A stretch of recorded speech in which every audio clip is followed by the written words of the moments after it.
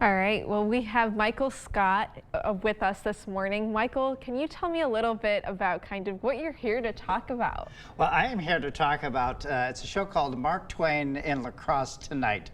We're going to be doing that at the Pump House this weekend, Thursday, Friday, and Saturday night. And we're really excited about it. Yeah, so how much are tickets to see this exciting show? That is the best part. They are absolutely free. We are asking for people to make a donation to the Pump House. We're asking maybe $20, but you don't have to, or you can certainly give more if you would like. Yeah. And that will all go towards the programming at the Pump House. Now, the unique thing about this show is that it's a one-man show. Can you tell me a little bit about the pressure of all of that, and B, kind of how did this come to be? Well, this is not my first rodeo. So about for 3 years, I did the one-man show, the Santaland Diaries, by David Sedaris for the Community Theater and the Weber Center. But this project started about 15 years ago. I'm a big kayaker, and I love to be out on the river. And as soon as the ice lets out, I'm out there. And I had downloaded a recording of Hal Holbrook doing Mark Twain. And that came up on shuffle while I was out on the river. I was the sole witness to Mark Twain's words being reunified with that river. And I was so moved, I thought, I'm going to do something with this. So this pretty much inspired you to start this up, huh? Absolutely, absolutely. And what would you say to guests in that are going to be set up in the courtyard? People can start set up at about 6:15, and there will be refreshments for purchase in the lobby. And we are going to be in the theater Thursday night. It's going to be a little too warm, but I think Friday or Saturday, I think we can be outside. Now, you said you've been doing this for 15 years. You know, can you tell me a little bit about how the show has changed and the audience has changed in that span of time? Well, initially, 5 years ago, I did something called Walking with Twain.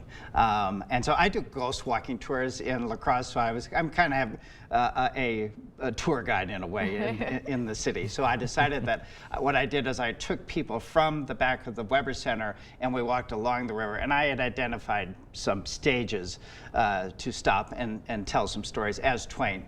There are difficulties with that. There are skateboarders and people going by in boats with loud music. So I thought, you know, I'm going to stay put. And so I expanded the script.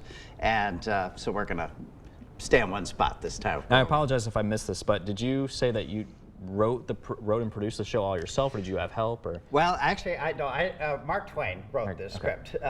These are exactly his words. I helped organize it, and I wrote a few connectors and transitions, but this is essentially the words of Mark Twain. Can you tell me a little bit, you know, after doing this for so many years, you know, do you ever get tired of saying Mark Twain's words? Have you ever thought maybe something else?